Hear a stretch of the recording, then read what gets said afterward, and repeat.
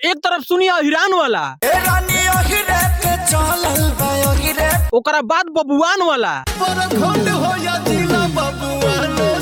अब बताइएगा कि बबुआन के गाना बेस्ट बा कि अहिरान के। तो ट्रेंडिंग स्टार खेसारी अपन पावर दिखा दिल बड़े पवन सिंह के का होकेला पावर अहिरान गाना से। तो भैया जे भी खेसारी के कट्टर फैन हुई उहे कमेंट करके बताई कि अहिरान गाना कैसा लागल है। तो खेसारी लाल यादव के हेलो गैस गाना से रातों रात हो गई ये औरत वायरल, क्योंकि खेसारी के इस गाने ने वायरल कर दिया इस औरत को। तब आप कमेंट करके बताइएगा कि इस औरत का वीडियो आप देखे हैं कि नहीं और खेसारी का गाना सुने हैं कि नहीं।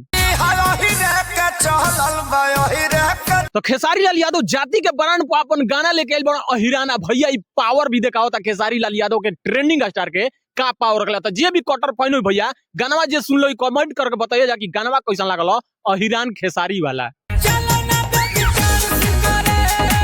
तो ब्रांड कलाकार के ब्रांड पहचान होता है, क्योंकि नीलकमल सिंह के एगो डीजे वाला गाना आइल बा इतना बेहतरीन तरीका से बाजता भोजपुरी इंडस्ट्री में बड़ बड़ कलाकार का पसीना छुड़ा दिया है। तो कमेंट करके बताइएगा कि नीलकमल सिंह साइलेंट स्टार का ये डीजे वाला गाना कैसा लगा आपको। तो पहले अहिरान गाना को सुनिए,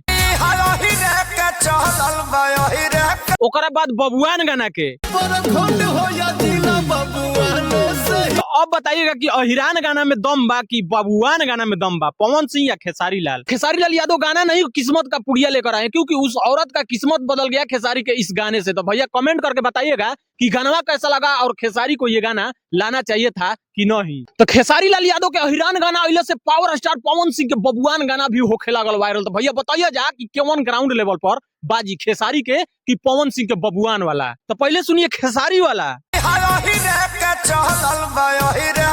उसके बाद पवन सिंह वाला। तो अब बताइएगा कि रंगदारी गाना केकर बेस्ट बा। तो जाति के डिमांड पर पहले खेसारी का सुनिए,